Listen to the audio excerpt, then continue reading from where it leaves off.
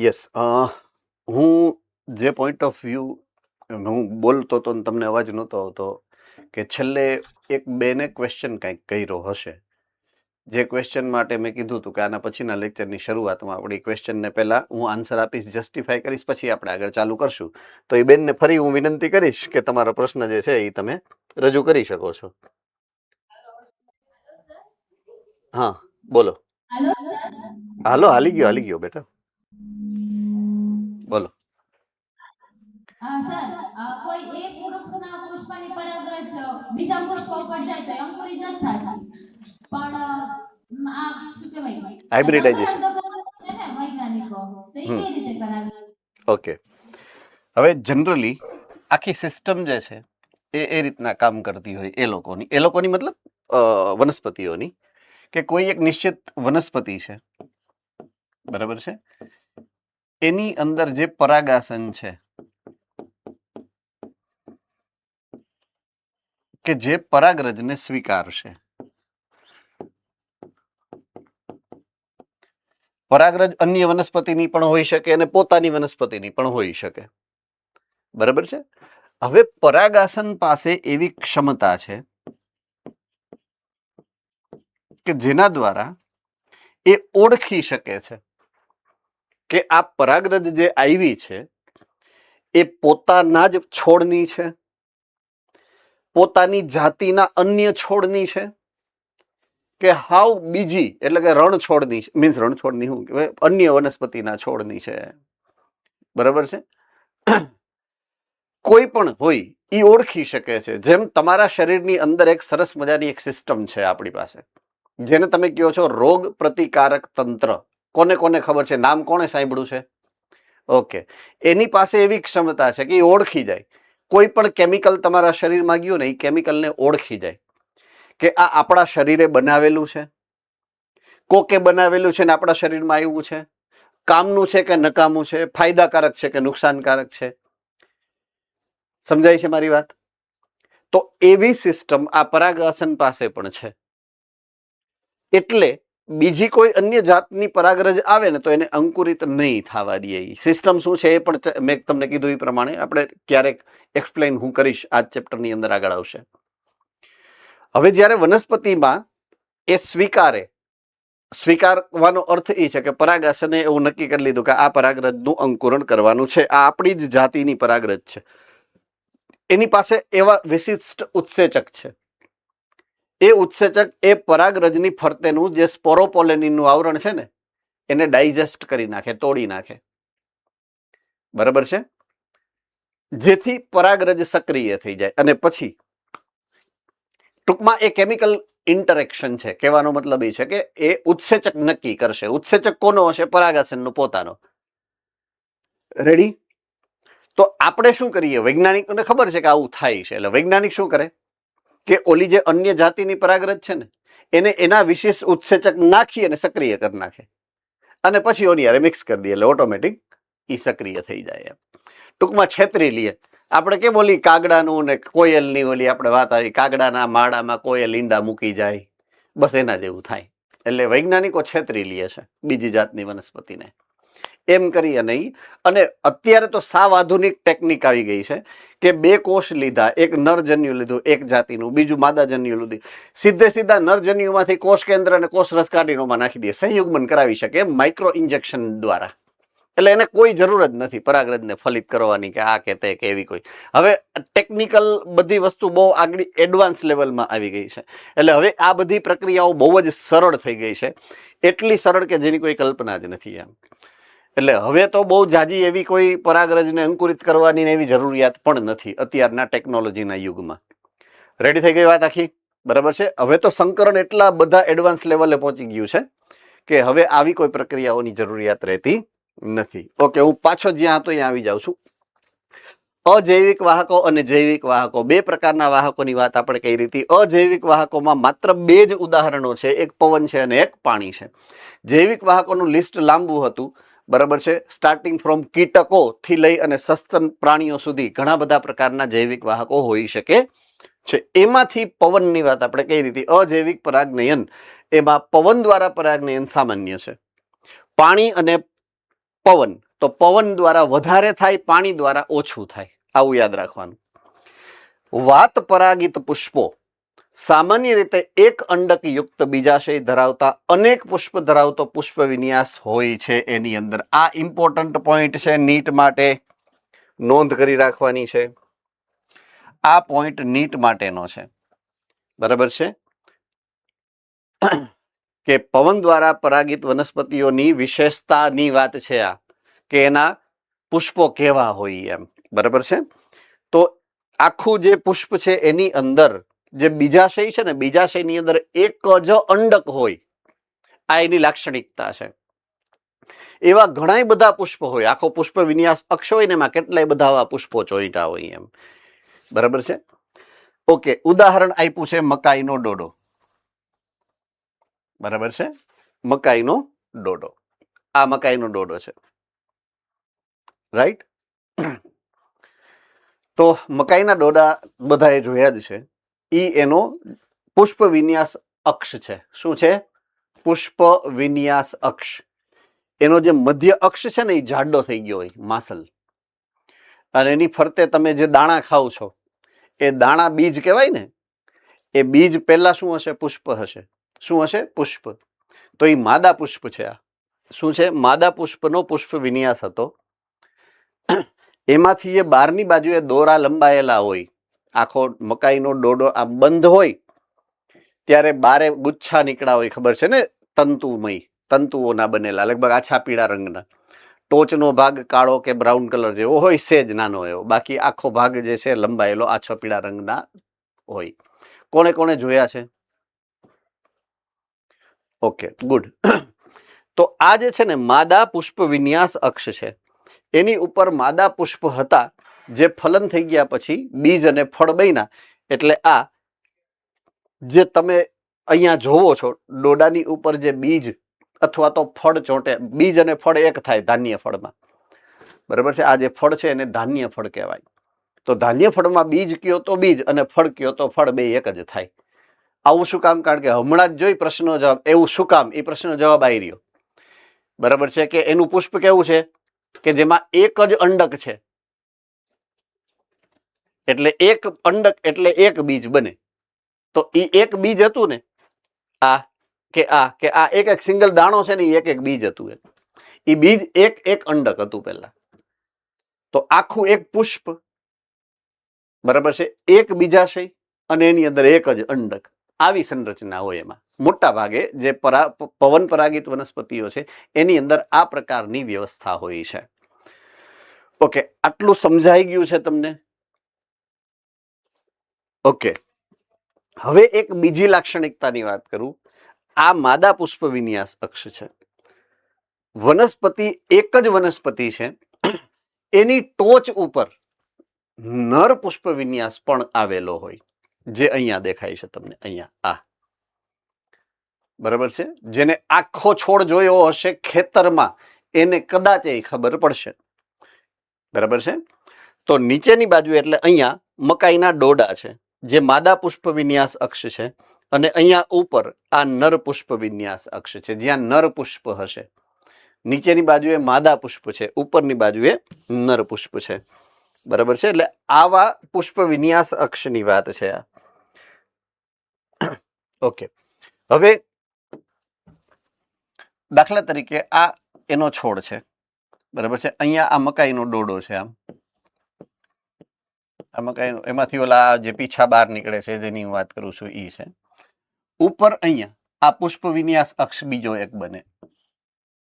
અહીંયા આ નર પુષ્પ છે, આવી રીતના આ નર પુષ્પ હોય. નર પુષ્પ પાસે બીજાશય હોય, બરાબર છે, એટલે કે પરાગાશય હોય. આ પરાગાશય પરાગરજ ઉત્પન્ન કરે. આ પરાગરજ મુક્ત થાય એટલે પવન દ્વારા અહીંયાથી અહીંયા આવે આગળ, બરાબર છે. હવે આની અંદર ઘૂસવાનું છે એને, પરાગરજને આની અંદર ઘૂસવાનું છે, બરાબર છે. તો એની અંદર ઘૂસવા માટે થઈ આની અંદર ઘૂસવા માટે આ તંતુ એને મદદ કરે. આ તંતુ જે અહીંયા છે ને, એટલે પરાગરજ એકચ્યુઅલમાં અહીંયાથી અહીંયા જાય અને અહીંયાથી અંદરની બાજુએ આવશે. એટલે આ રીતે પવન દ્વારા પરાગનયન માટે એના પુષ્પ વિન્યાસ અક્ષ, ખાસ કરીને માદા પુષ્પ વિન્યાસ અક્ષ છે ને, એ આ લંબાયેલા તંતુઓ ધરાવતો હોય અને ખુલ્લો આ મુક્ત હોય છે. બરાબર છે. એટલે આવી પ્રકારની સંરચના એની અંદર જોવા મળતી હોય છે. તો અલગ અલગ પ્રકારની જે અનુકૂળ રચનાઓ છે, બરાબર છે, એની વાત કરીએ. આ મકાઈના દોડાની વાત આપણે છેલ્લે કરતા, જે તમે જુઓ છો આ મકાઈનો દોડો, જે આકૃતિ મેં તમને સમજાવી, બીજું કંઈ નહીં પરંતુ પરાગાસન અને પરાગવાહિની છે. આ જે તમે બાર લટકતા જોવો છો, આ ગુચ્છા જે જોવો છો સાઈડમાં, એ પરાગવાહિની છે. શું છે? પરાગવાહિની છે, જે પવનમાં લહેરાય છે અને પરાગરજને ગ્રહણ કરવાનું કામ કરે છે. રાઈટ. ઘાસમાં વાત પરાગનયન ખૂબ સામાન્ય છે. જો અહીંયા ખાસ નોંધનીય બાબત એ છે, તમને જે પોઈન્ટ આપેલો છે એ પોઈન્ટમાં લખેલું છે ઘાસમાં. આની જગ્યાએ હું આ લખી શકું, મોટા ભાગની એકદળી વનસ્પતિમાં વાત પરાગનયન સામાન્ય છે. એમાં ઘઉં પણ આવી જાય, એમાં બાજરી પણ આવી જાય, એમાં જુવાર પણ આવી જાય, એમાં મકાઈ પણ આવી જાય. મકાઈ એકદળી વનસ્પતિ છે. બરાબર છે. એટલે આ એક ખાસ ધ્યાનમાં રાખવાનો મુદ્દો છે. નીટને અનુલક્ષીને માત્ર ઘાસ નહીં, ઘાસના કુળની વનસ્પતિ કોઈ પણ હશે, એકદળી વનસ્પતિઓ મોટા ભાગની પરાગનયન જો કરતી હોય અજૈવિક વાહક દ્વારા, તો એ હંમેશા પવન દ્વારા જ કરશે. બરાબર છે.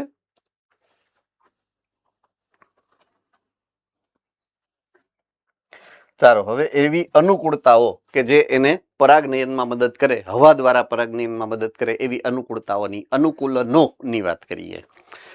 તો સૌથી પહેલું કે અચોક્કસતા.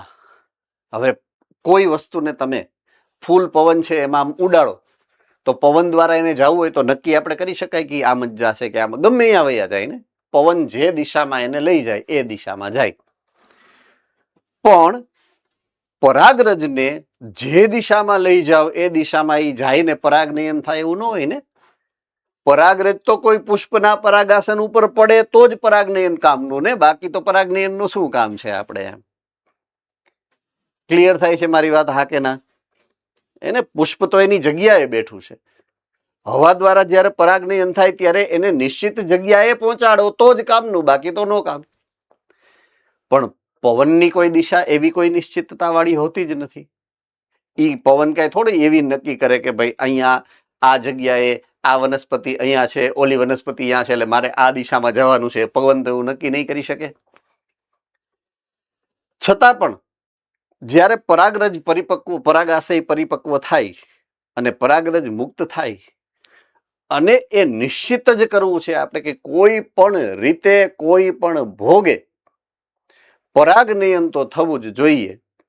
તો નંબર 1, એની સંખ્યા એટલી બધી વધારે હોય કે પવનમાં ઉડે અને એકાદું નંગ તો જ્યાં એને જવું છે ત્યાં પહોંચી જ શકે એમ. તો ચોક્કસતા એટલે કે અનિશ્ચિતતાની પૂર્તિ કરવા માટે અંડકની સંખ્યાની સાપેક્ષે પરાગનયન માટે પુષ્પો ખૂબ મોટી સંખ્યામાં, પહેલી વસ્તુ પુષ્પ મોટી સંખ્યામાં. બરાબર છે. તો એ પુષ્પો મોટી સંખ્યામાં પરાગરજનું સર્જન કરે. એટલે પરાગરજ એટલી બધી બને ઢગલો એક, બરાબર છે, કે ઉડીને ગમે આ જાય, કોઈક ને કોઈક તો ખૂણામાં, એકાદા ખૂણામાં રહેલ પુષ્પ ઉપર પડશે જ. એટલે મોટી સંખ્યામાં પરાગરજ નું સર્જન થાય એ સૌથી પહેલી એની અનુકૂલનની વાત. તો આ પહેલું અનુકૂલન. હવે બીજું, વાત પરાગનયન માટે જરૂરી એ છે કે પરાગરજ હલકી અને ચિકાશી રહિત હોય. જો આ પોઈન્ટ ઇમ્પોર્ટન્ટ છે. વજનમાં હલકી છે. પવનમાં ઉડવું હોય તો વજનમાં તો હલકું થવું જ પડશે ને. આપણે પક્ષીઓમાં જોયું હતું ને, વિહગ વર્ગમાં. બરાબર છે કે વિહગ વર્ગના જે સજીવો છે એટલે કે પ્રાણીઓ છે, પક્ષીઓ, તો એના હાડકાનું વજન ઘટાડવા માટે શું કર્યું હતું? કોને યાદ છે? હાડકાનું વજન ઘટાડવા માટે શું થયું છે ભુજ સેન્ટર?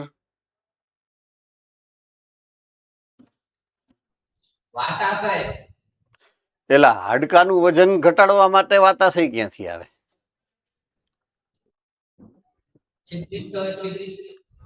યસ, છિદ્રિષ્ટ થઈ જાય હાડકા. હાડકા કેવા થઈ જાય? પોલા અને છિદ્રિષ્ટ થઈ જાય. તો અહીંયા ઈ વજન ઘટાડવા, તો અહીંયા પણ વજન ઘટાડવા માટે શું કર્યું? એને હલકી કરી નાખી, જેથી હવા દ્વારા ઈ ઉડી શકે. પરાગરજ કેવી હોય? હલકી. બીજું, ચિકાશ રહિત છે, ચીકણી નથી. શું કામ? ચીકણી હોય તો ઉડી જ ન શકે, પરાગાસનમાં ચોંટેલી રહે. અથવા તો કોઈ ઉડતી ઉડતી કોઈ સપાટી ઉપર બેસે, સપાટી ઉપર પડી તો એ સપાટી હારે ચોંટી જાય. એટલે એને ચિકાશ યુક્ત રાખવી વ્યાજબી નથી. જ્યારે પરાગરજ નું વહન હવા દ્વારા થતું હોય તો પરાગરજ એક પહેલું મોટી સંખ્યામાં બને, બીજું હલકી અને ચિકાશ રહિત હોય છે. એટલે 2 પોઈન્ટ આપણે સમજ્યા, પહેલો અને બીજો. ત્રીજા નંબરમાં જે પોઈન્ટ અહીંયા લખેલો છે, પુંકેસર ખૂબ સારી રીતે ખુલ્લા અથવા તો મુક્ત છે. હવે જુઓ, એના માટે થઈ અને આપણે આકૃતિ જોવી પડે. આકૃતિ એટલે આ આકૃતિ. આ ઉપરની બાજુનો જે પુષ્પ વિન્યાસ છે એ પુષ્પ વિન્યાસ નર પુષ્પ વિન્યાસ તરીકે મેં તમને સમજાવ્યો હતો. બરાબર છે? માદા પુષ્પ વિન્યાસ છે ને એની ઉપર આમ આવરણો, આપણે પીછા કાઢવા પડે, ખબર છે ને? મકાઈનો ડોડો અંદર બી છે એ ખાવા હોય તો ઉપરની છાયલું ઉતારવી પડે કે એમને ખાઈ શકાય? ઉપરની છાલું ઉતારવી પડે, એટલે ઢંકાયેલ હોય. બરાબર છે? ઢંકાયેલ એટલા માટે રાખવો પડે કે જો એ ખુલ્લો રાખીએ તો શું થાય? કીટકો, બીજા પ્રાણીઓ ખાઈ જાય એને. એટલે નર પુષ્પ વિન્યાસની સાપેક્ષે માદા પુષ્પ વિન્યાસની ઉપર આવરણ હશે, ઢંકાયેલું હોય. પણ નર પુષ્પ વિન્યાસ છે ને ખુલ્લો છે. જો આમ ખુલ્લો અને પાછો આમ ફેલાયેલો છે. એટલે એની લાક્ષણિકતા છે કે નર પુષ્પ વિન્યાસ હંમેશા ખુલ્લો અને ફેલાયેલો હશે. રેડી? ચાલો, પોઈન્ટ સમજાઈ ગયો છે? Okay, good. તો પરાગરજ સરળતાથી પવનના પ્રવાહ સાથે વિકિરણ પામી શકે એના માટે એ જરૂરી છે. વિકિરણ પામવાનો અર્થ કોને ખબર છે? વિકિરણ પામવું એટલે મોરબી સેન્ટર.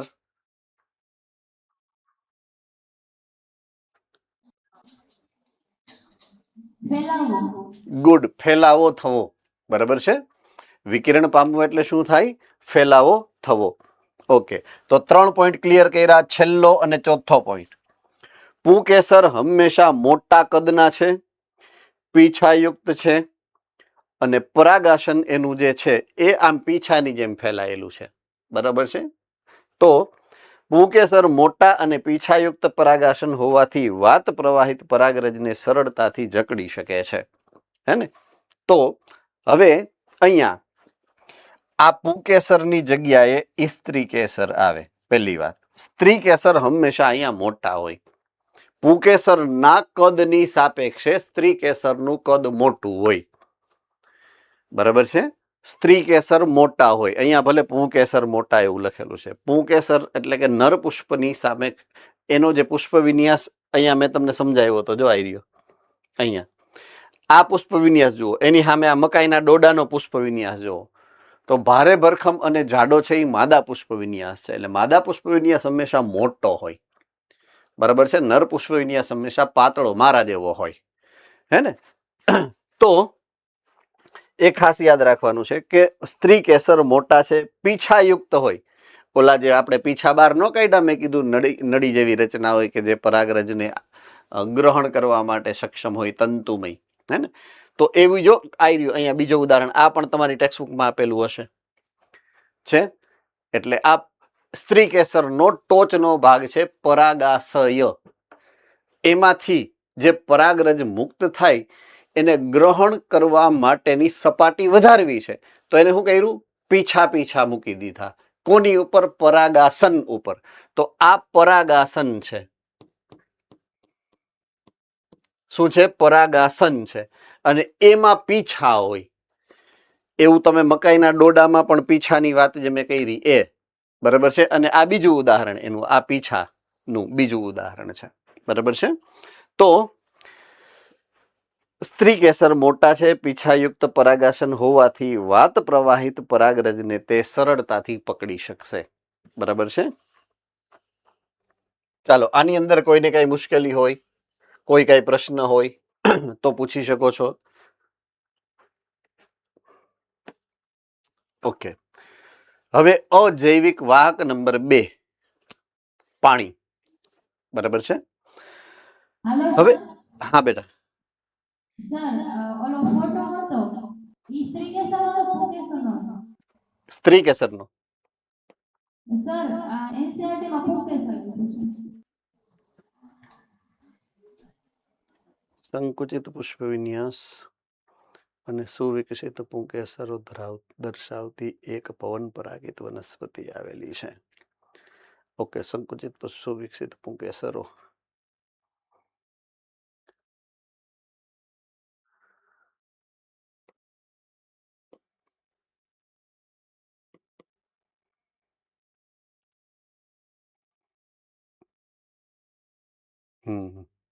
ઓકે, સંકુચિત પુષ્પ વિન્યાસ અને સુવિકસિત પુંકેસરો દર્શાવતી.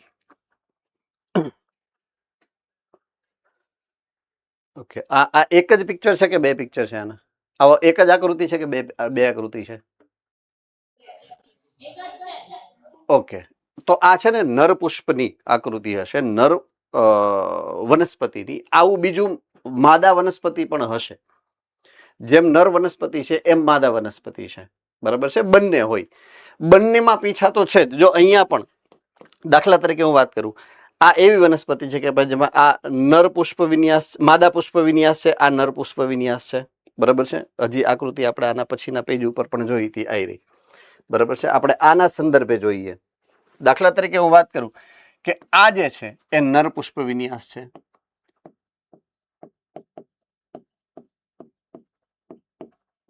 બરાબર છે. આ છે એ માદા પુષ્પ વિન્યાસ છે.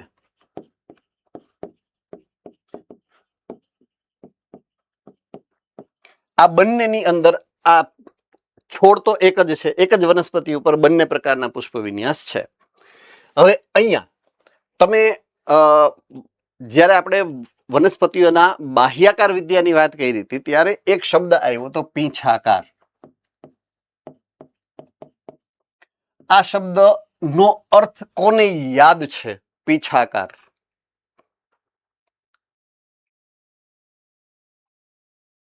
પર્ણ વિન્યાસમાં આવ્યું હતું. Yes, Morbi centre.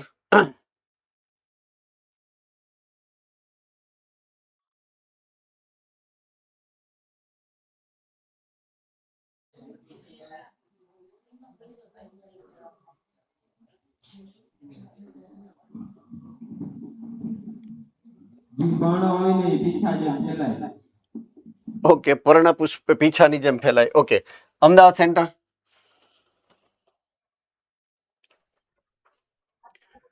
એનો વિન્યાસ પીછાકાર. ઓકે, લાઈક આમ.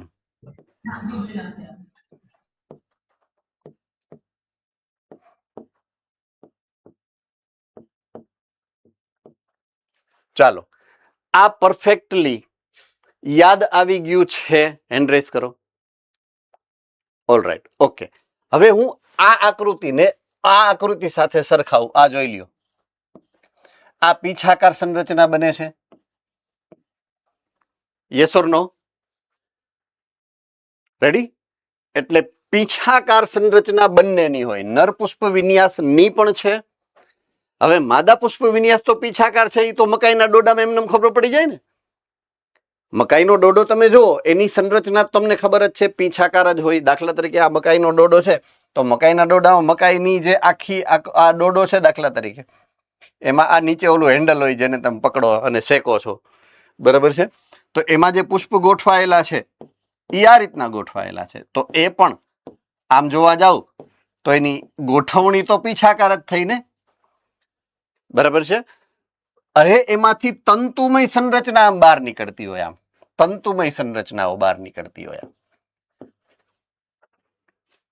એટલે પીછાકાર સંરચના બંનેમાં છે, નર પુષ્પ વિન્યાસમાં પણ છે અને માદા પુષ્પ વિન્યાસમાં પણ છે. બરાબર છે. એટલે બંનેના ઉદાહરણમાં તમે પીછાકાર સંરચના, એનો જે પુષ્પ વિન્યાસ છે એ તો પીછાકાર જ છે, પણ તંતુઓ માદા પુષ્પ વિન્યાસની લાક્ષણિકતા છે. બરાબર છે. એ તંતુ શેના છે? આ અગાઉ લખેલું હતું, આની પહેલાની સ્લાઇડમાં જુઓ, એ તંતુઓ શેના છે?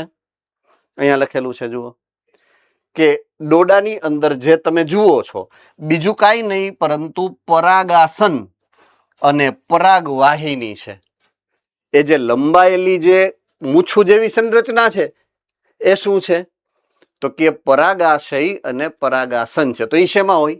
તો કે સ્ત્રી કેસરમાં હોય. બરાબર છે. એટલે એ ખાસ મુદ્દો અલગ પાડે છે એને. એટલે લાંબા તંતુઓ વાળી રચના સ્ત્રી કેસરની હોય અને ટૂંકા તંતુઓ હોય તો એ નર પુષ્પ વિન્યાસ હોય. એટલો ફરક બંનેમાં રહેશે. બરાબર છે. આ સિવાય કોઈને કઈ બીજો ડાઉટ છે?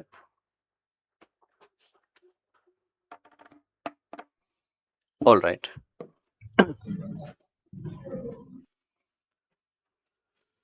ઓકે, હવે આપણે આવીએ છીએ, જો અજૈવિક વાહક પાણી હોય તો એના માટે ફરી પાછું આપણે એક પોઈન્ટ ઓફ વ્યૂ ને યાદ કરવો પડે કે વનસ્પતિ જે સૃષ્ટિ છે એનો ઉદ્ભવ એ મીઠા પાણીથી લઈ અને સમુદ્રમાં, એટલે કે પાણીમાં, મૂળભૂત રીતે મીઠા પાણીથી લઈ અને સમુદ્રમાં, એક બાજુએ સમુદ્રમાં ગઈ, એક બાજુએ જમીન ઉપર ગઈ. બરાબર છે. સમુદ્રમાં ગઈ એ લીલ બની, જમીન ઉપર ગઈ એને સૌથી પહેલા ફૂગ ની સાથે સહજીવન કર્યું, લાઇકેન બન્યું, પછી બીજા તબક્કામાં દ્વિઅંગી બની, દ્વિઅંગીમાંથી ત્રિઅંગી બની, ત્રીજા તબક્કામાં સપુષ્પી બની, એટલે કે અનાવૃતમાંથી આવૃત બની. આ રીતે આમ જોવા જઈએ તો આ ઉદ્વિકાસ અહીંયા અટકી ગયો, પણ ઉદ્વિકાસ એનો સાચો આ છે, સ્થળજ ઉદ્વિકાસ છે. એક મુદ્દો છે જે તમારી સામે ઓલરેડી આવી ગયો છે, પણ આપણા ધ્યાનમાં આપણે આ દ્રષ્ટિકોણથી સમજ્યા ના હોઈએ. એટલે હું તમને ફરીથી યાદ કરાવી દઉં કે વનસ્પતિ સૃષ્ટિનું ઉદ્વિકાસ, ઉદ્ભવ અને જીવન શૈલી આ છે, સ્થળજ. પણ અમુક વનસ્પતિ એવી હોય ને કે જે સ્થળજમાંથી જલજ પણ બની હોઈ શકે, જેમ સસ્તન પણ જલજ તમને જોવા મળશે. પક્ષીઓ જલજ થઈ શકે, પક્ષીઓ જે ઉડવા વાળા છે એ પણ જલજ થઈ શકે. એક ઉદાહરણ કોઈને યાદ છે પક્ષીઓ જે જલજ હોય? ડાભોલી, સુરત.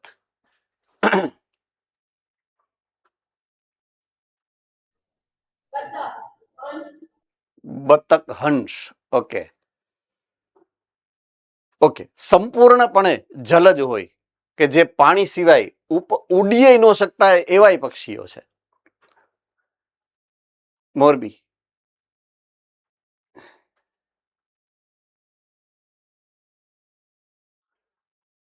અમદાવાદ.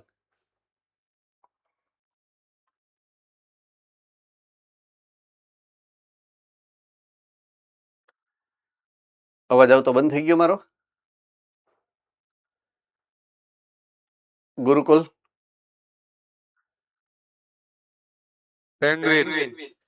Penguin, right. મેં બે ગામના નામ અગાઉ લીધા, કોઈ રિસ્પોન્સ ન આપ્યો, બોલો. એટલે મેં કીધું અવાજ આવતો બંધ નથી થઈ ગયો ને એમ. All right. બીજું કોઈ પેંગ્વિન સિવાય એક એવું યાદ છે? ઓકે. તરસાલી, બરોડા.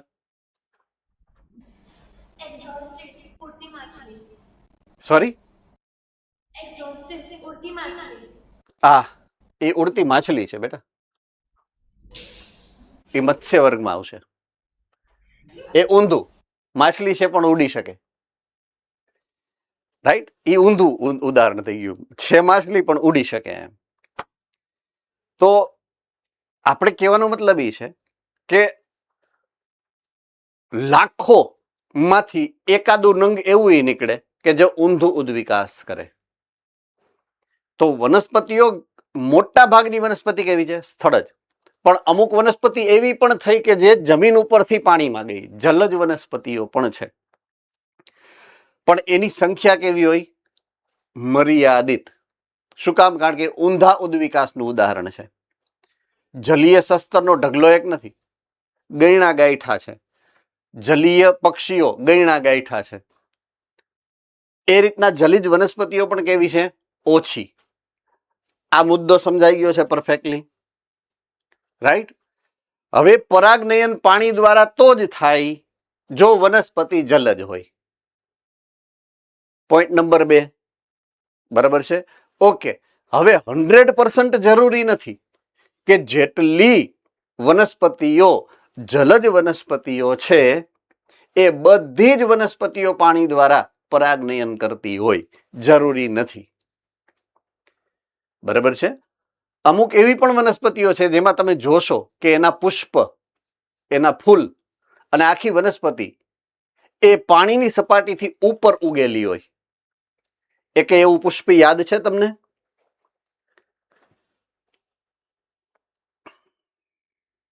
ઈડર સેન્ટર, કમળ, ગુડ, રાઈટ? તો કમળ છે કે એના જેવી બીજી ઘણી બધી વનસ્પતિઓ છે કે જે પાણીની સપાટીથી ઉપર ઉગતી હોય. તો એ તો હવાઈ, એના જે ભાગ, દાખલા તરીકે પુષ્પ તો હવામાં ખીલે છે. તો બાજુની વનસ્પતિ અને એ વનસ્પતિ બે નજીકની બે વનસ્પતિઓના બંને પુષ્પો હવામાં છે. તો એ પવન દ્વારા પરાગનયન એને સહેલું પડે. પુષ્પને ડુબાડવા પડે જો પાણી દ્વારા કરવું હોય પરાગનયન તો. બરાબર છે?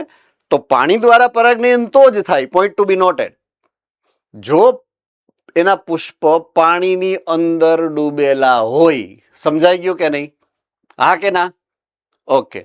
તો એ જ પોઈન્ટ ઓફ વ્યૂ ને ધ્યાનમાં લઈ અને આપણે હવે આ સમજવાનો પ્રયત્ન કરીએ કે અજૈવિક વાહકો, જો કોઈ એમાં પાણી અજૈવિક વાહક હોય પરાગનયન જેનું, એવા કેટલા ઉદાહરણો છે, કેવા અનુકૂલનોની જરૂરિયાત પડે છે વગેરે.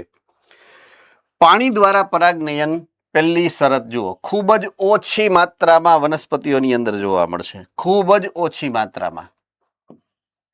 શું કામ?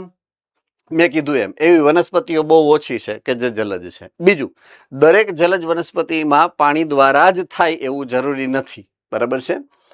તો લગભગ 30 જેટલી પ્રજાતિ, બરાબર છે, 30 જેટલી જાતિ નથી, પ્રજાતિ છે. 30 જેટલી પ્રજાતિઓની અંદર પાણી દ્વારા પરાગનયન થતું હોય છે.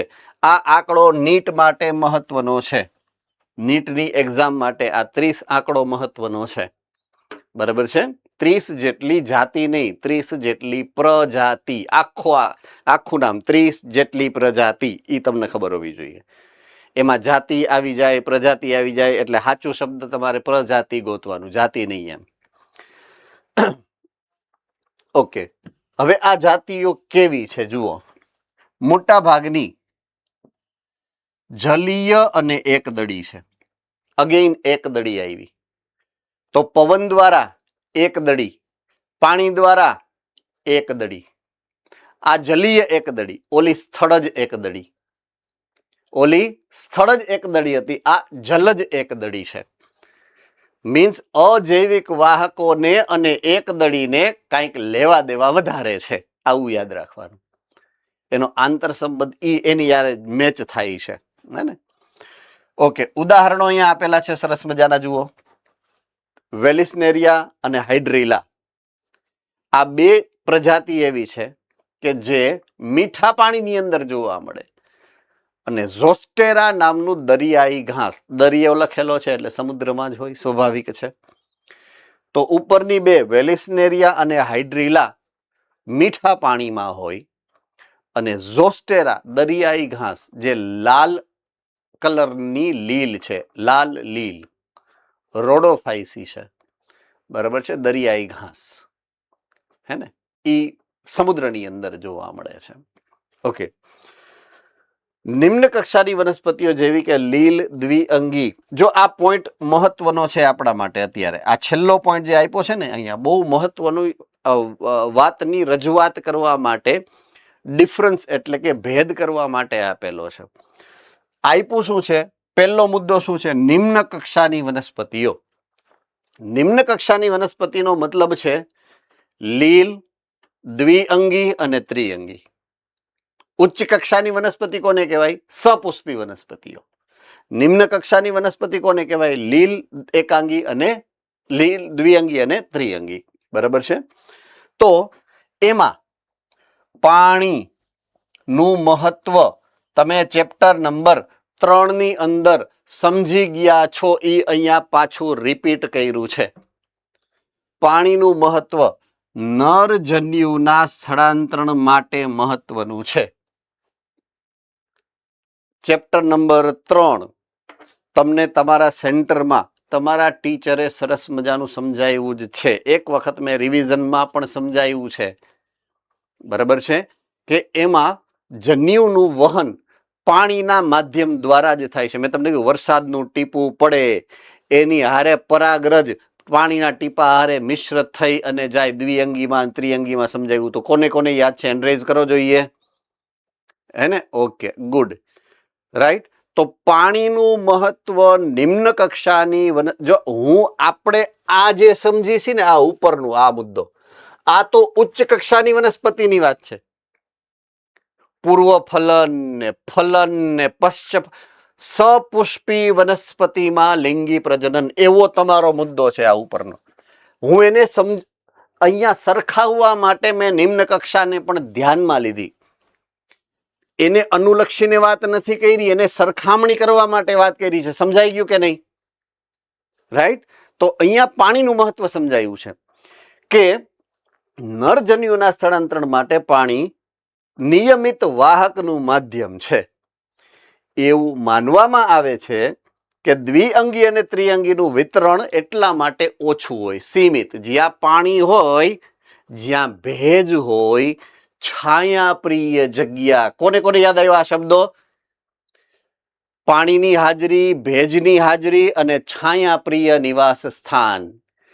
એ ન હોય તો દ્વિઅંગી પણ ન થઈ શકે, ત્રિઅંગી પણ ન થઈ શકે. એટલે દ્વિઅંગી અને ત્રિઅંગીનું વિતરણ સીમિત હોય છે, મર્યાદિત હોય છે. બધી શુષ્ક જગ્યાઓમાં ન થાય આ વનસ્પતિઓ. કારણ નરજન્યુના વહન અને ફલન માટે એમને પાણીની જરૂરિયાત રહે છે. તો પોઈન્ટ તમારે જે અહીંયા યાદ રાખવાનો છે એ એવો છે કે આ જન્યુના વહનની વાત જે છે એ નિમ્ન કક્ષાની વનસ્પતિ, એને અને આને ડાયરેક્ટલી કોઈ સંબંધ નથી. અબ સમજ में आ रही है बात? બરાબર છે. આ નિમ્ન કક્ષાની વનસ્પતિમાં પરાગરજ થોડું બને, આપણે તો પરાગનયનની વાત કરીએ છીએ. પણ ન્યાય એવું છે, એવું કીધું છે. ન્યાય એવું હોય છે કે નરજન્યુઓની જે વહનની પ્રક્રિયા છે એ પાણી દ્વારા જ થાય છે. તો અહીંયા પરાગનયન કોના દ્વારા થવું જોઈએ? જલીય વનસ્પતિમાં પાણી દ્વારા થવું જોઈએ. એવી વાતને સમજાવવા માટે આની રજૂઆત અત્યારે થઈ છે. બરાબર છે. એટલે આને તમારે આ રીતે એક સરખામણીના મુદ્દા તરીકે લેવાનો છે અહીંયા. ઓકે, હવે ઉદાહરણો આપ્યા છે અહીંયા. 2 પ્રકારની, એક મીઠા પાણીની વનસ્પતિ હતી વેલિસનેરિયા અને એક ખારા પાણીની વનસ્પતિ દરિયાઈ ઘાસ ઝોસ્ટેરા. બંનેના અહીંયા ઉદાહરણો આપ્યા છે. જુઓ અહીંયા આ જે તમને આકૃતિ દેખાય છે તમારી બુકમાં પણ જોવા મળતી હશે. જુઓ તો ખોલીને. વેલિસનેરિયા નામની વનસ્પતિ મળી ગઈ. ઓકે, હવે એના 2 છોડ તમને દેખાશે બાજુમાં છે. ડાબી બાજુએ તમને જે છોડ જોવા મળે છે એ નર છોડ છે. બરાબર છે. જેમાં નર પુષ્પો એવું તમને ક્યાંક લખેલું દેખાશે. મળે તો થમ્સઅપ કરવાનું છે. ઓકે, ડાબી બાજુએ છે ને એ માદા વનસ્પતિ છે, એમાં માદા પુષ્પો મળે તો થમ્સઅપ કરવાનું છે. All right. હવે નર પુષ્પ છે ને એ તમે જોશો ને તો એ નર પુષ્પ અક્ષ, એનો જે અક્ષ છે, અક્ષ દંડી નલી એ બહુ નાની છે જુઓ, એટલે એ પાણીમાં ડૂબેલું છે અંદર. દેખાણું? જો અહીંયા દેખાશે તમને, આ પુષ્પ છે, નર પુષ્પો છે. ચાલો, મળી ગયા છે બધાને? ઓકે. એ નર પુષ્પની અંદર જ્યારે પરાગરજ બનશે, આ પરાગરજ અહીંયાથી મુક્ત થશે. પરાગરજ મુક્ત થાય ને એટલે જીવંત વનસ્પતિ છે, જીવંત કોષ છે, એ જ્યારે મુક્ત થાય એટલે એ સપાટી ઉપર તરવા માંડે. એટલે એ તમને દેખાય છે, જો અહીંયાથી આમ દેખાડ્યું છે, આમ આમ જાય છે, અહીંયાથી આમ જાય. જુઓ તો મળ્યું? ઉપરની બાજુએ પરાગરજ જાતા હોય ને એવું આકૃતિમાં પણ દેખાડેલું છે તમને. હે ને? મળી ગયું ને બધાને? એટલે પરાગરજ ક્યાં એકત્રિત થાય છે? એની સપાટીની ઉપર તરતી હોય. આ પોઈન્ટ ઇઝ ધેટ કે માદા પુષ્પનો વિકાસ થાય ને એટલે માદા પુષ્પના પુષ્પની નીચેનો જે પુષ્પીય અક્ષનો પુષ્પદંડ હોય, પુષ્પદંડ એ એકદમ લાંબો હોય. કેવો હોય? લાંબો હોય. અને સ્પ્રિંગ જેવો હોય, સ્પ્રિંગ જેવો. રાઈટ? સ્પ્રિંગ દબાયેલી હોય. હવે જ્યારે પરાગરજ મુક્ત થાય ને ત્યારે સ્પ્રિંગ જે દબાવેલી છે ને મૂકી દે. મૂકી દે એટલે શું થાય? પુષ્પ, જે માદા પુષ્પ છે એ અહીંયાથી ઉપરની બાજુએ આવી જાય. જો અહીંયા છે, અહીંયા માદા પુષ્પ છે, જો દેખાય છે? એની નીચે જો એનો દંડ છે ને આમ એક જો ગોળાકાર એક રચના અહીંયા છે, એક અહીંયા છે, એક અહીંયા છે, એવું જો તમને દેખાશે. અહીંયા છે.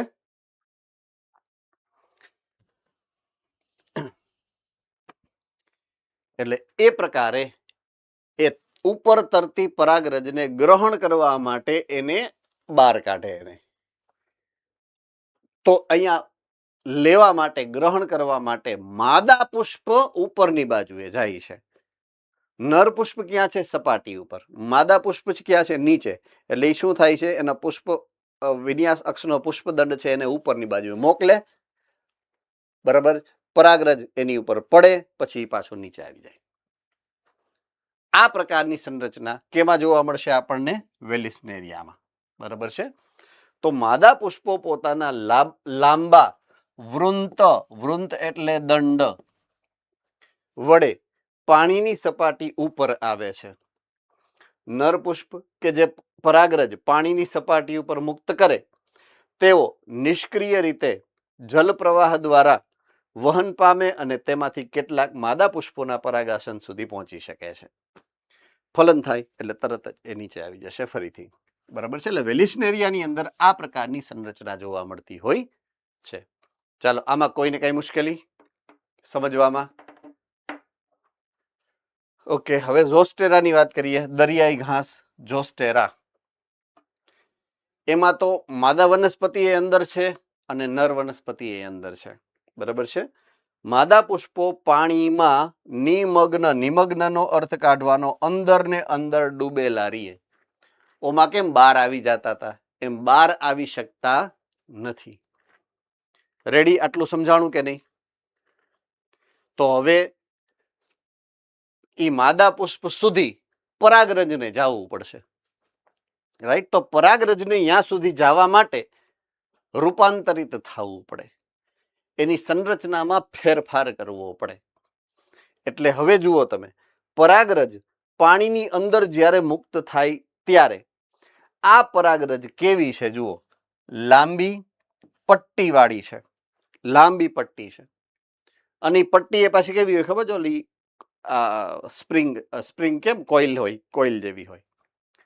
એટલે જેવી મુક્ત થાય અને અંદર પાણી તો પ્રવાહિત જ હોય, પ્રવાહ ભેગી એ ચોક્કસ દિશામાં જાય અને માદા વનસ્પતિ ઉપર સ્થાપિત થઈ શકે.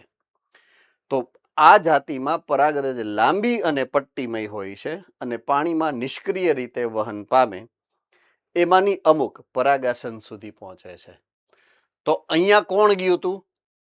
માદા પુષ્પ આગળ વધ્યું હતું. અહીંયા કોણ ગયું? પરાગરજ ગઈ.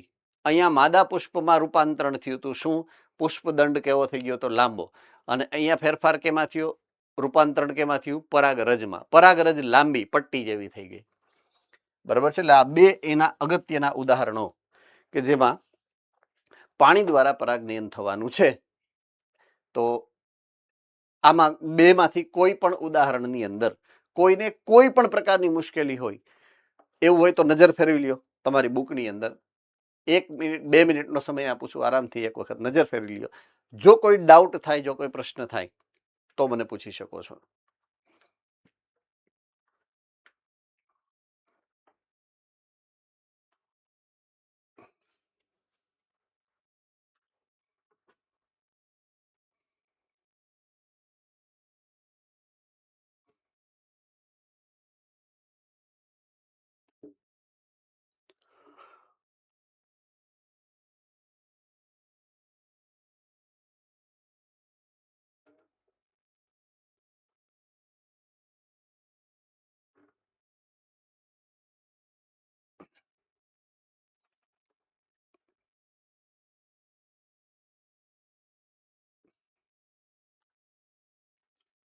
ચાલો, મોટા ભાગના વિદ્યાર્થીઓને વંચાઈ ગયું છે. હવે આપણે જ્યારે વાત કરી હતી કે પાણી દ્વારા પવન દ્વારા જ્યારે પરાગનયન થવાનું છે તો એ વનસ્પતિઓના અમુક વિશેષ પ્રકારના અનુકૂલનો હતા. સેમ વે જ્યારે પાણી દ્વારા પરાગનયન થવાનું છે ત્યારે એમાં પણ એ વનસ્પતિઓના અમુક ચોક્કસ પ્રકારના અનુકૂલનો હોવા જરૂરી છે. તો અહીંયા એ અનુકૂલનોની વાત આપણે કરીએ છીએ. તો પહેલું અનુકૂલન, મોટા ભાગની જલપરાગિત જાતિઓમાં પરાગરજ પોઈન્ટ ટુ બી નોટેડ ભેજથી રક્ષણ માટે આ જરૂરી છે. શ્લેષ્મથી આવરિત હોવી જોઈએ. શું હોવું જોઈએ? પરાગરજની ફરતે શ્લેષ્મીય આવરણ હોવું જોઈએ. ઓકે, હું એક સંદર્ભ રેફરન્સ આપું છું આના માટે. ઓકે, એક છે પાણીની અંદર અથવા તો જલીય માધ્યમમાં રહેતા બેક્ટેરિયા, બીજું છે લીલ. બરાબર છે. આ બે એવા પ્રકારના કોષો છે કે જે જલીય માધ્યમમાં રહે છે. રાઈટ. ત્રીજું, મોટા ભાગના પ્રોટિસ્ટા. હવે હું કદાચ વાત કરું પૃષ્ઠવંશીઓની. અહીંયાથી શરૂ કરીએ.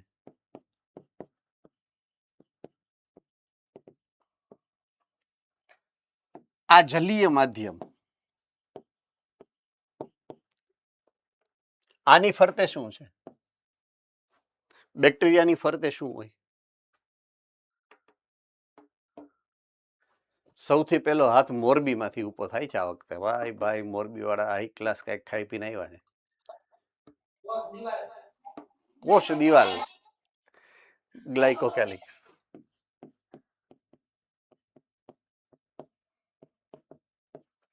એના બે સ્વરૂપ, એક કેપ્સ્યુલ અથવા તો પ્રાવર અને બીજું શ્લેષ્મ સ્તર.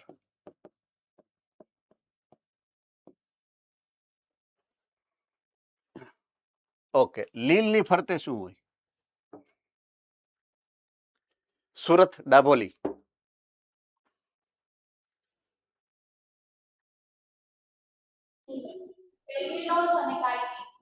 યસ, સેલ્યુલોઝ પ્લસ અગેઇન રક્ષણાત્મક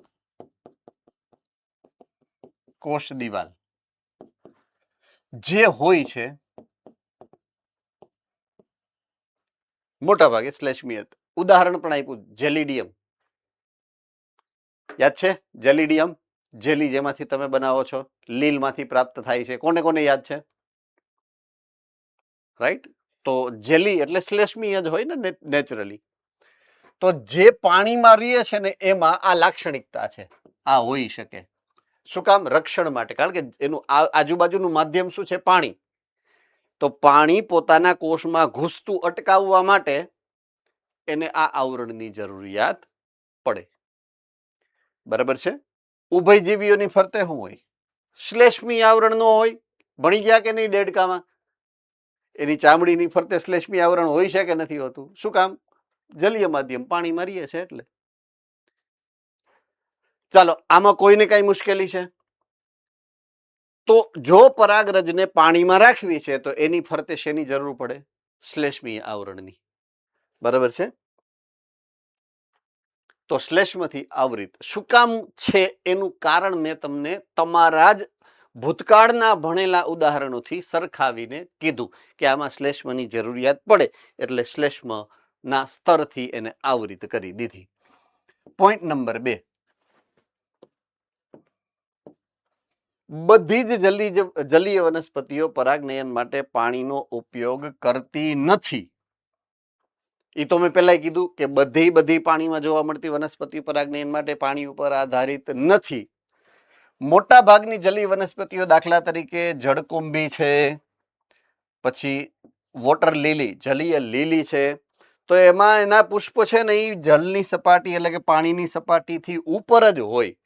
તો એ પવન દ્વારા કે કીટકો દ્વારા પરાગનયન સરળતાથી કરી શકે. તમે કમળનું ઉદાહરણ આપ્યું હતું, તમે જ્યાં કમળનું ઉદાહરણ આપ્યું હતું ત્યાં અહીંયા આ બે વનસ્પતિ જળકુંભી અને જળ લીલીના ઉદાહરણો છે ટેક્સ્ટ બુકની અંદર.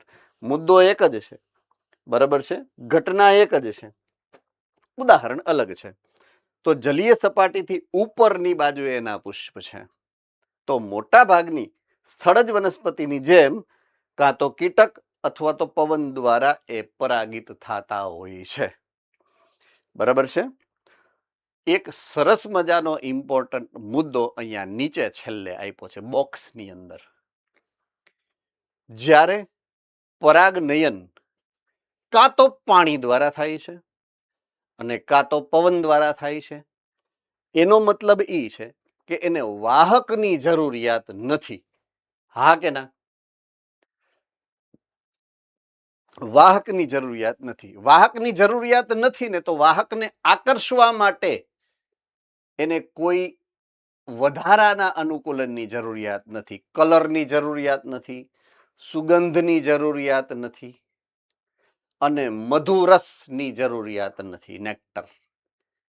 એટલે એવા વનસ્પતિઓ કે જેની અંદર અજૈવિક વાહકો દ્વારા એટલે કે પવન કે પાણી દ્વારા પરાગનયન થતું હશે, એની અંદર ક્યારેય પુષ્પની અંદર આકર્ષક રંગ જોવા નહીં મળે, આકર્ષક સુગંધ જોવા નહીં મળે અને મધુરસ જોવા નહીં મળે. કારણ કે એને વાહકને આકર્ષવાની કોઈ જરૂરિયાત નથી. કારણ કે વાહકની જરૂરિયાત અહીંયા હોતી જ નથી. કારણ કે વાહક કેવા છે? અજૈવિક. એને સુગંધથી શું મતલબ? એને રંગથી શું મતલબ? એ તો નિર્જીવ છે, હવા અને પાણી. એટલે એને આકર્ષવાની જરૂરિયાત હોતી નથી. તો આમાં કોઈને કઈ મુશ્કેલી?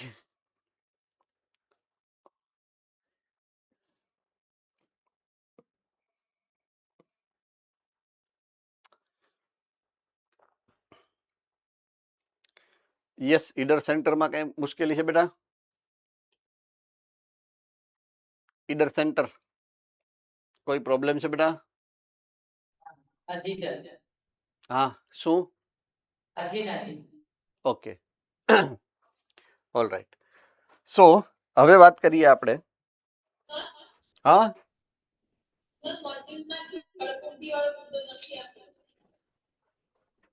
નથી આપ્યો. It is okay. આપણે નામ છે ને. હા, ઓકે.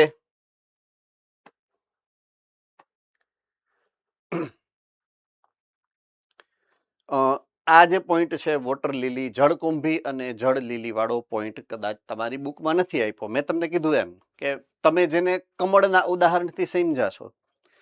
હવે અહીંયા બે વનસ્પતિના નામ અલગ કર્યા છે, ખાલી જળકુંભી અને જળ લીલી. ઓકે, હવે આ નામ ક્યાં આવશે એ પણ તમને ફરીથી રેફરન્સ બીજો આપી દઉં. આપણે છેલ્લા 3 ચેપ્ટર ધોરણ 12ના ચેપ્ટર નંબર 11, ચેપ્ટર નંબર 12 અને ચેપ્ટર નંબર 13 આ ત્રણ સોરી ઓકે મળી ગઈ ને ઓકે આ ત્રણ ચેપ્ટર એવા છે કે જે ઇકોલોજીના ચેપ્ટર છે રાઈટ ઓકે ઇકોલોજીના ચેપ્ટરમાં આ પાછા પોઈન્ટ્સ રિવિઝનમાં આવવાના છે આ ફરીથી આ પોઈન્ટ રિવિઝનમાં આવવાના છે ત્યાં જળકુંભી વાળા એટલે ફરી પાછા ત્યાં તો રેફરન્સ છે જ ઓકે તો આપણે હવે વાત કરીએ જૈવિક વાહકોની કે જ્યાં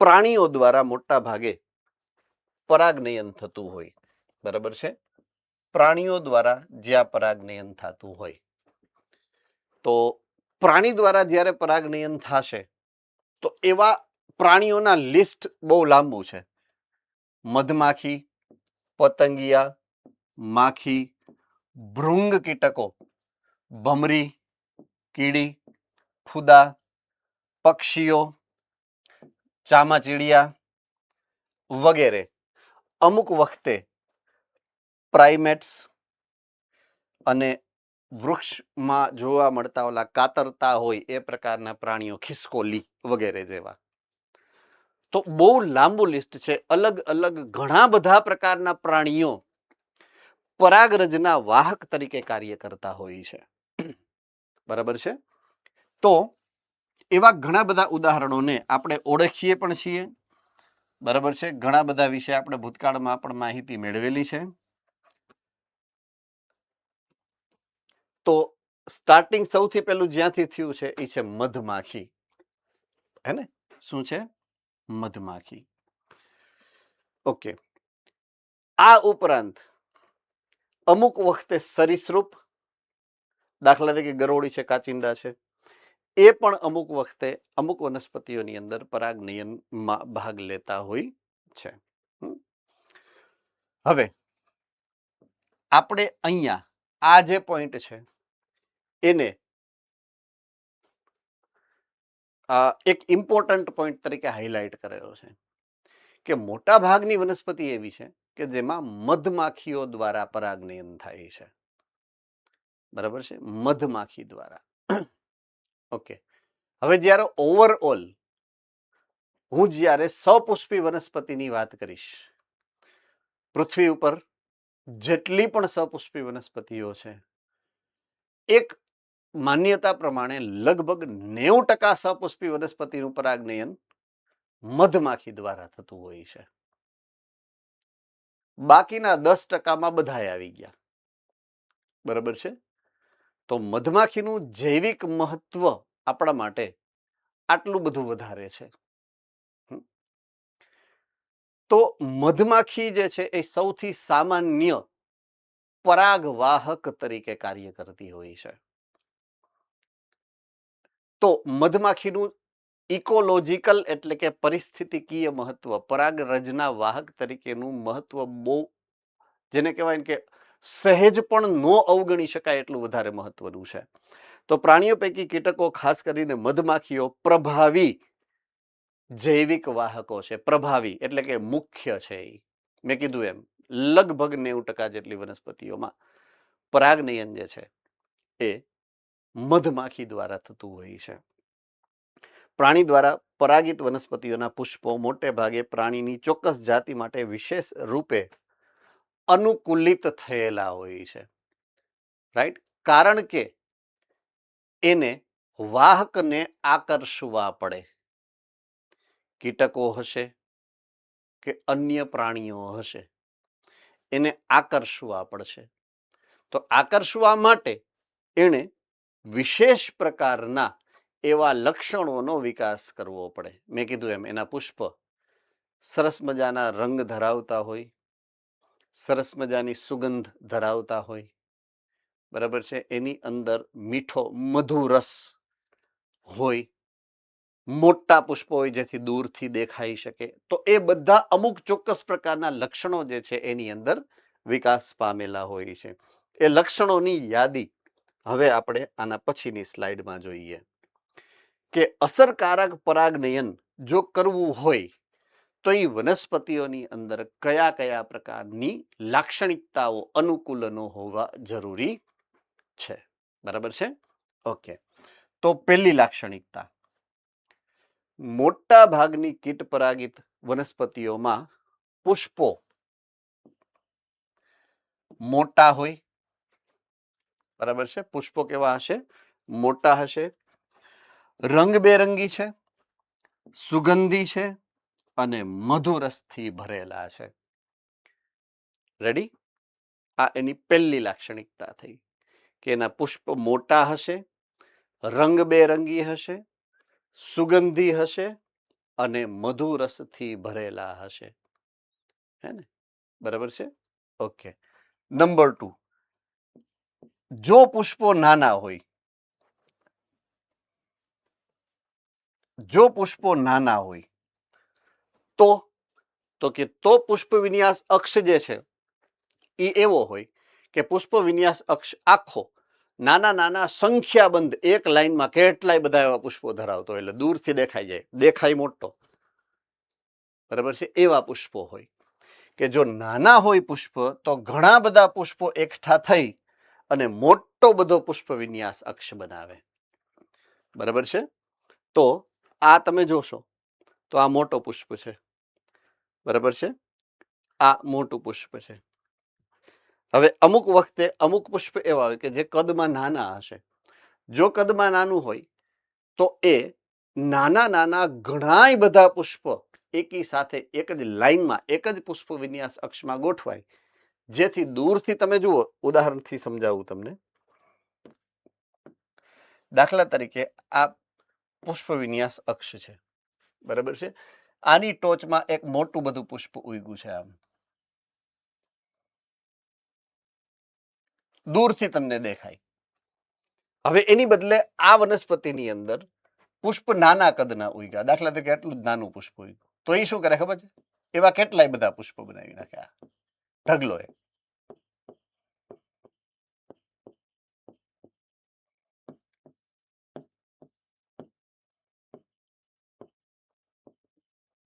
નાના નાના ઘણા બધા પુષ્પો થઈ ગયા. એટલે આ પણ મોટા કદનું તમને દેખાશે. દૂરથી દેખાવું જોઈએ, આપણો હેતુ ઈ છે. તો જો પુષ્પ નાના કદના હશે તો પુષ્પ વિન્યાસ અક્ષ કેવો થઈ જશે? મોટો, અસંખ્ય પુષ્પ વાળો થઈ જશે. અને જો સિંગલ પુષ્પ, એકાકી પુષ્પ હશે તો શું? પુષ્પનું કદ મોટું હશે. રેડી? આટલું સમજાઈ ગયું છે? ઈડર સેન્ટર તમને શું તકલીફ છે ભાઈ? કઈ પેટમાં દુખે છે દોસ્ત?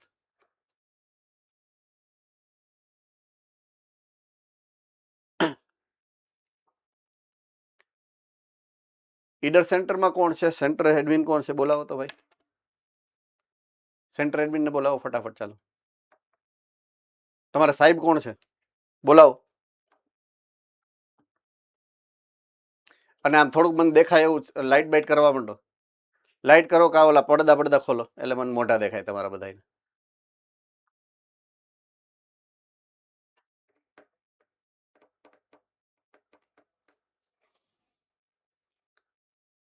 અનમ્યુટ થાવ.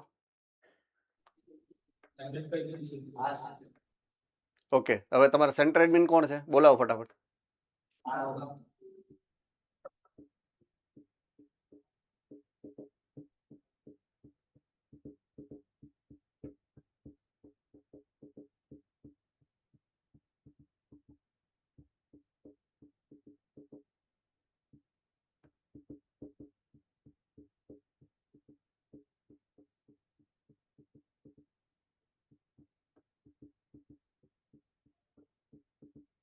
આજે આવી જશે કે કાલ થઈ જશે આવતા? કેટલાક દૂર છે?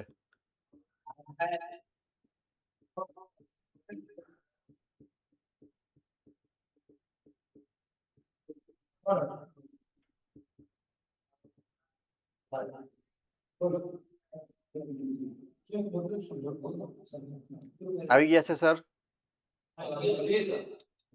સર મારી સામે આવો ને કેમેરામાં.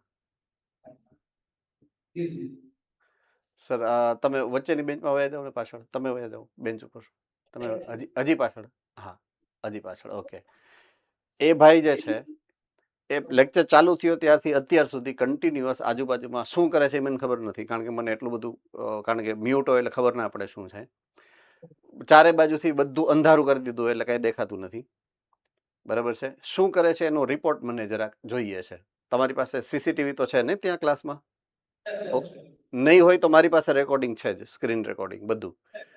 શું કરે છે શું બધું તમે એની પાસેથી જાણી લ્યો અને પછી મને ફોન કરો ભૂલ્યા વગર. તમારે મને ફોન કરવાનો છે કે શું કરે છે મારે જાણવું છે. Okay, thank you. તમે જઈ શકો છો સર. ઓકે. સો કદમાં જો પુષ્પ નાના હશે તો એનો પુષ્પ વિન્યાસ અક્ષ મોટો થઈ જાય છે. બરાબર છે. અને જો પુષ્પ મોટા કદનું છે તો એને કોઈ જરૂરત નથી, દૂરથી દેખાઈ શકે એવી વ્યવસ્થા પોતાની છે જ એની પાસે. બરાબર છે. એટલે આ પહેલો પોઈન્ટ જે છે એ અહીંયા અટકો. પહેલો પોઈન્ટ અહીંયા પૂરો થયો ટૂંકમાં આપણો, કે જો પુષ્પ મોટા છે તો કેવા હશે અને જો પુષ્પ નાના છે તો કેવા હશે. ઓકે. હવે પછી ધ્યાન આકર્ષક બને એ જરૂરી છે. એના માટે ધ્યાન આકર્ષક બને કે જેથી પ્રાણીઓ પુષ્પના રંગ અથવા તો સુગંધથી આકર્ષાય, એ એની જરૂરી છે. એ પુષ્પ નાના કદનું હોય તો પણ જરૂરી છે અને પુષ્પ મોટા કદનું હોય તો પણ જરૂરી છે. રંગબેરંગી હોવા જોઈએ, સુગંધી હોવા જોઈએ અને મધુરસથી સમૃદ્ધ હોવા જોઈએ. આ લાક્ષણિકતા નાના પુષ્પમાં લાગુ પડશે અને મોટા પુષ્પમાં પણ લાગુ પડશે. બરાબર છે. ઓકે. હવે અમુક વખતે અમુક વાહકો લિસ્ટમાં એવા છે કે જે ગંધારી જગ્યાએ રહેતા હોય. જો હું ફરી પાછો લિસ્ટમાં જાઉં, માખી અને ભૃંગ કીટકો આ એવા ઉદાહરણો છે કે જે સારી જગ્યાએ ન જોવા મળે. બરાબર છે. આપણે જ્યાં બેહવાનું પસંદ ન કરીએ ત્યાં એ જલસા કરતા હોય. ગટર છે, બાકી તો હું નામ લેવાનું આમાં ક્યાં ઓનલાઈન લેવું એવું નામ એમ. અહીંયા ઈ બેઠા હોય, બોલો, એની ઉપર ઈ જલસા મારતા હોય. આપણે વાસ આવે, અહીંયા એને સુગંધ આવે, આપણાથી ઊંધું હોય. હે ને? ઓકે.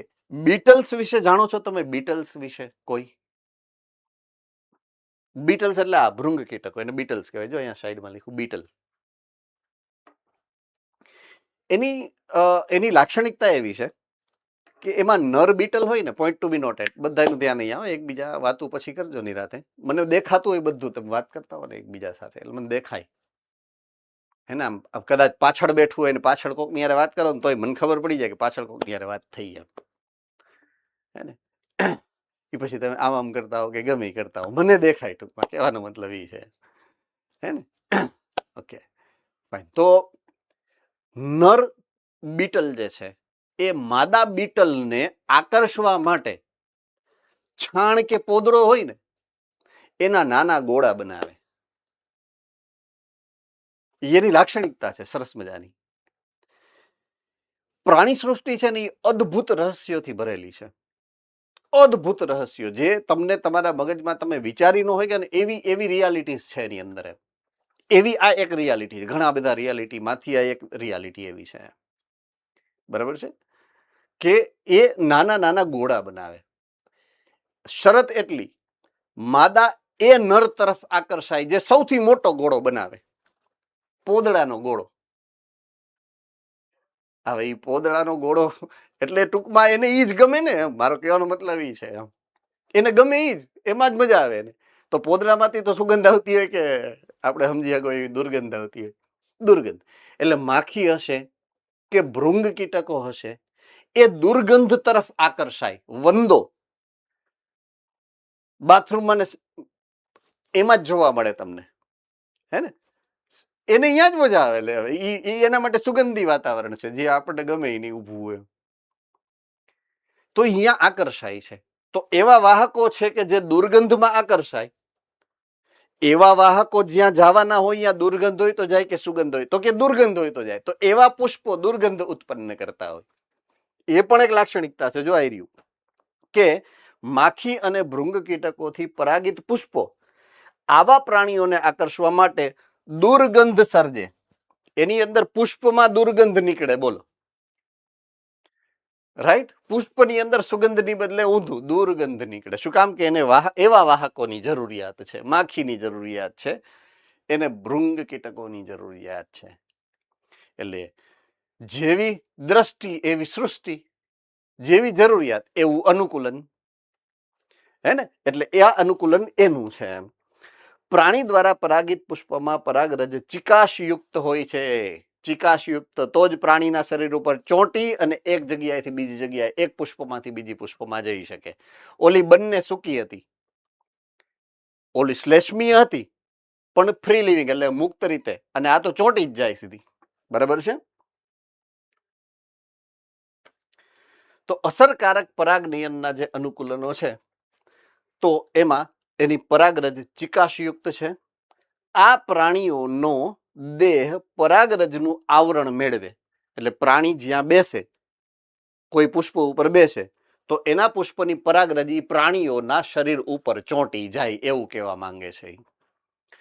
પ્રાણી દ્વારા પરાગિત પુષ્પમાં પરાગરજ ચિકાશયુક્ત હોય એટલે ઈ શરીરની ફરતે ચોંટી જાય. જ્યારે આ પ્રાણી પોતાના દેહ ઉપર પરાગરજ સાથે પરાગાસનના એટલે કે બીજા પુષ્પના પરાગાસનના સંપર્કમાં આવે તો પરાગનયન થઈ જાય. સિમ્પલ. બરાબર છે? આ એક પુષ્પ છે, એની ઉપર માખી કે મચ્છર કે વોટ્સો એવર આ મધમાખી બેઠી. મધમાખી બેઠી એટલે એનું પરાગરજ એની ઉપર ચોંટી. અહીંયાથી ઊભી થઈ અને એ બીજા પુષ્પ ઉપર બેઠી. આ બીજું પુષ્પ છે એની ઉપર બેઠી એટલે પેલા પુષ્પની પરાગરજ બીજા પુષ્પ ઉપર ગઈ. સિમ્પલ. રેડી? તો આ રીતે એમાં પરાગનયનની ઘટના બનતી હોય છે. ઓકે. હવે સરસ મજાનું એક અનુકૂલિત આંતરક્રિયા. આંતરક્રિયાનો મતલબ શું થાય ખબર છે? દાખલા તરીકે મને કોઈક કામ કરવાની જો ફરજિયાત જરૂરિયાત ન પડે ને તો એ કામ ના કરવું બહુ સ્વાભાવિક છે. બરાબર છે? કાં હું ખીજાવું નહીં તો તમે ન ભણો, કાં તમારે માર્ક લેવાના ના હોય તો તમે ના ભણો, કાં તમારી ઉપર સીસીટીવી ન રાખ્યા હોય તો તમે ન ભણો. ભણવું બળ કરવું પડે ને ભણવા માટે. હે ને? જો દાખલા તરીકે હું વાત કરું, હાય હા સરસ સરસ, પાલનપુર સુરત, એમ ને? કઈ વાંધો નહીં. Fine, okay. સો દાખલા તરીકે હું અહીંયાથી કે તમે અહીંયાથી તમારા ક્લાસરૂમમાંથી બહાર નીકળ્યા અથવા તો ઘરેથી બહાર નીકળ્યા, શેરીમાંથી રોડ ઉપર 4-5 ઘંटे आराम से टहल कर घूम कर वापस घर पे आ गए. બરાબર છે? અને બીજા માણસો બોલતા હોય, બરાબર છે, એમાં સરસ મજાની સારા શ્લોકો પણ આપણે સાંભળીએ. હે ને? એ શ્લોક જે આપણે સાંભળીએ એને ઘરે આવીને 5 વાર લખવા પડે કે યાદ રહી જાય? યાદ રહી જાય ને? એના માટે ટ્યુશન લેવું પડે? ન લેવું પડે ને? ઓકે. ટ્યુશન લેવું પડે કેના માટે? આના માટે. બળ કેના માટે કરવું પડે? આના માટે. હે ને? તો તમે પરીક્ષામાં જો ઓલા શ્લોક લખીને આવો તો તમને માર્ક્સ મળશે કે આ લખીને આવો તો માર્ક્સ મળશે? તો કે આ લખીને આવશો તો માર્ક્સ મળશે. તો જે ફાયદો કરાવે છે ને એને જ્યારે તમારે મેળવવું હોય ને ત્યારે તમારે બળ કરવું પડે. ઈ કરવું તમને ગમશે નહીં. ઈ તમારે ધરાર કરવું પડશે. તો જ્યારે પણ પોઈન્ટ ટુ બી નોટેડ એક જીવનની અગત્યની વણમાયગી સલાહ આપું છું તમને. જ્યારે જીવનમાં કોઈ કામ તમે શરૂ કર્યું અથવા તમારી સામે આવ્યું, તમારે જો એ કામ કરવામાં તમને મજા નથી આવતી, અણગમો છે, ગમતું નથી, ધરાર કરવું પડે છે, તો તમે હવે તો મોટા થઈ ગયા, ઇનફ મોટા, મેચ્યોર્ડ જેને કહેવાય, રાઈટ? એ કામ હંમેશા તમારા માટે ફાયદાકારક જ હશે. જેમાં મજા આવશે નહીં હંમેશા તમને નુકસાન કરાવશે. દાખલા તરીકે વાતો કરવાની બહુ મજા આવે, પણ જ્યારે હું જ વાત કરતો હોઉં ત્યારે તમારે વાત ના કરાય, નહીં તો નુકસાન કરે. Correct or not? મોબાઈલ હમણાં તમને આપી દીધા હોય, 4 કલાક ક્યાં જાય ખબર પડે? પણ એ કરાય નહીં. હા, મેં ચોપડી દીધી હોય, 4 કલાક કેવડી મોટી લાગે, ઓહો, ઈ કરાય. ટૂંકમાં આ હંમેશા લાઈફ ટાઈમ તમારે યાદ રાખવાનું છે. નક્કી તમારે કરવાનું હોય કે શું કરાય અને શું ન કરાય, શું કરવું જોઈએ અને શું ન કરવું જોઈએ. એ ડિસિઝન તમારું ઇન્ડિવિજ્યુઅલ હોવું જોઈએ. એ ડિસિઝન કેવી રીતના લેવું એનું મેં હિન્ટ આપી. તમારે આ રીતે એ ડિસિઝન લેવાનું હોય. તમારે જો તમને કરવું નથી ગમતું તો સમજી લો ને આ જ કરવાનું હોય, આ જ કરાય. આનાથી કોઈક ફાયદો થતો હશે. એટલે ભણવાની એવી વસ્તુ તમને કેવું પડે કે ભણો ને બાપા, ભણો ને, આમ બાજુ ધ્યાન દો ને, કારણ કે એમાં બળ પડે છે. એ ગમતું નથી, નો ગમે એવી એક્ટિવિટી છે, હે ને, એટલા માટે એ ફાયદાકારક હોય છે. ઓકે, હવે વાત કરીએ કે લાલચ આપવી પડે. લાલચ જેના માટે થઈ મેં આખી રામાયણ કરી, એનો સાર હવે આવ્યો કે જો પરાગનયન કરાવવું છે ને તો વનસ્પતિને કરાવવું છે. કોના દ્વારા કરાવવું છે? અન્ય પ્રાણીઓ દ્વારા. તો એ અન્ય પ્રાણીઓને જ્યાં સુધી લાલચ ન આપે ત્યાં સુધી થાય નહીં. લાલચ તો વનસ્પતિએ પોતે કંઈક ગુમાવવું પડશે, પુરસ્કાર એને આપવો પડે, વાહકને પુરસ્કાર આપવો પડે. પુરસ્કાર શું હશે? ખાવાનું. વનસ્પતિ પાસે તમે શું લઈ શકો? ખાવાનું. બરાબર, શું ખાવાનું હશે? બરાબર છે. તો પુરસ્કાર સ્વરૂપે બે વસ્તુ મળે એને ખાવામાં. એક પરાગરજ પોતે અને બીજું મધુરસ. આ બે વસ્તુ એને પુરસ્કાર સ્વરૂપે મળે છે. બરાબર છે, ખાવાની વસ્તુ. બીજું સલામત સ્થાન. પુરસ્કાર સ્વરૂપે બીજું મળે ખાવાના ઉપરાંત, તો એ છે ઈંડા મૂકવા માટેનું સલામત સ્થાન. તો એના ઉદાહરણો હવે જોઈએ. મધુરસના ઉદાહરણો તો કેટલાય જોયા આપણે.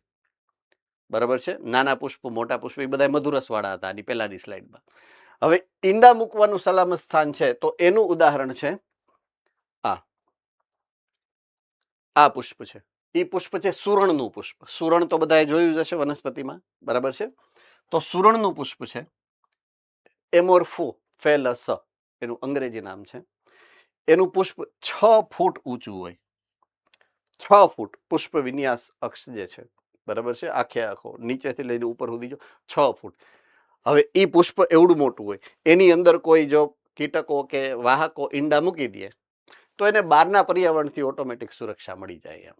એટલે ઈંડા મૂકવા માટેની સુરક્ષિત એ સ્થાન પૂરું પાડે. તો ઈંડા મૂકવા અંદર આવશે, બદલામાં શું? પરાગરજને લઈ અને બીજી વનસ્પતિમાં જાય, એટલે પરાગનયન કરી દે. તો કા ખાવાનું આપે એટલે કે મધુરસ આપે, અથવા તો ઈંડા મૂકવાનું સલામત સ્થાન આપે.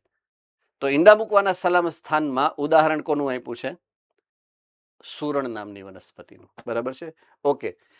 એક બીજું ઉદાહરણ પણ છે આંતર સંબંધનું.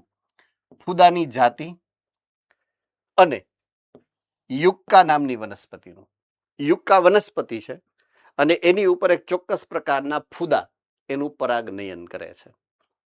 બરાબર છે, જ્યાં બંને જાતિઓ ફૂદા અને યુક્કા નામની વનસ્પતિ એકબીજા વગર પોતાનું જીવન ચક્ર પૂરું કરી શકતા નથી.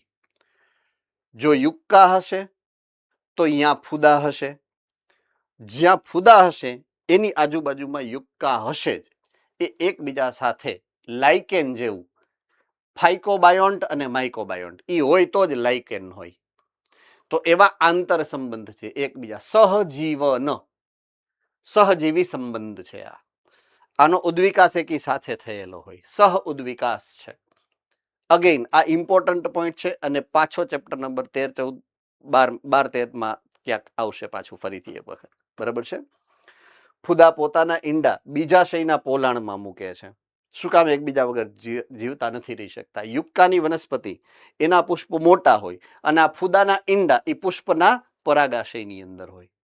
બરાબર છે, તો ફૂદા પોતાના ઈંડા બીજાશયના પોલાણમાં મૂકે અને પુષ્પ તેના બદલામાં ફૂદા દ્વારા પરાગિત થાય છે, એટલે એ પરાગનયન કરી દે. ફૂદા પરાગનયન કરી દે, ઓલું એને ઈંડા મૂકવા માટેનું સ્થાન આપે બીજાશયની અંદર. જ્યારે બીજનો વિકાસ શરૂ થાય ત્યારે જ ફૂદાની ઈયળ ડીંબમાંથી બહાર નીકળે, બીજ બને, એની અંદર ફલન થાય, બીજ બને, પછી ઈયળ નીકળે ફૂદાની. એટલે બીજને ખાય એટલે ખાવાનું મળે ને બીજ તો ઘણા બધા હોય એમાંથી 4, 5, 10 બીજ ખાઈ ગઈ કદાચ ઈયળ તો શું ફેર પડે. એટલે કેવો સરસ મજાનો આંતર સંબંધ સહજીવી સંબંધ જે છે એનું ઉદાહરણ આ યુક્કા અને ફૂદાની જાતિનો છે. મોસ્ટ ઇમ્પોર્ટન્ટ પોઈન્ટ છે નીટ માટે આ યુક્કા અને ફૂદાની જાતનો નોંધ કરી લેજો તમારી બુકની અંદર.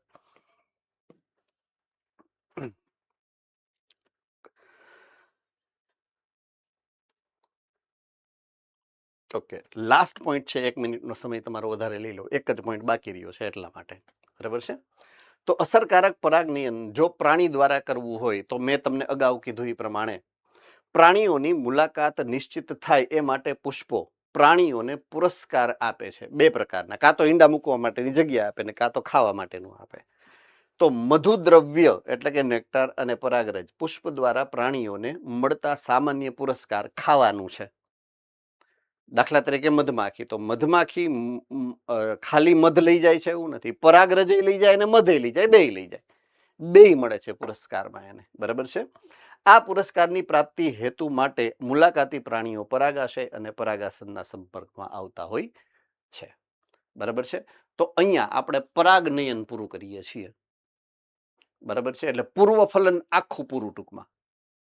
પૂર્વફલનની ઘટનાના 2 ભાગ, પહેલું કે જન્યુઓનું નિર્માણ અને બીજું જન્યુઓનું વહન એટલે કે પરાગનયન. આ બંને પોઈન્ટ અહીંયા પૂરા થાય છે. હવે આપણે ફલનની વાત કરશું એટલે કે બેવડા ફલનની વાત કરવાની થશે. અને પછીના લેક્ચરમાં કરશું, 4 ઓલરેડી વાગી ચૂક્યા છે એટલા માટે. બરાબર છે. So I will get you later. Have a nice time. સત શ્રી અકાલ. શબ્બા ખેર.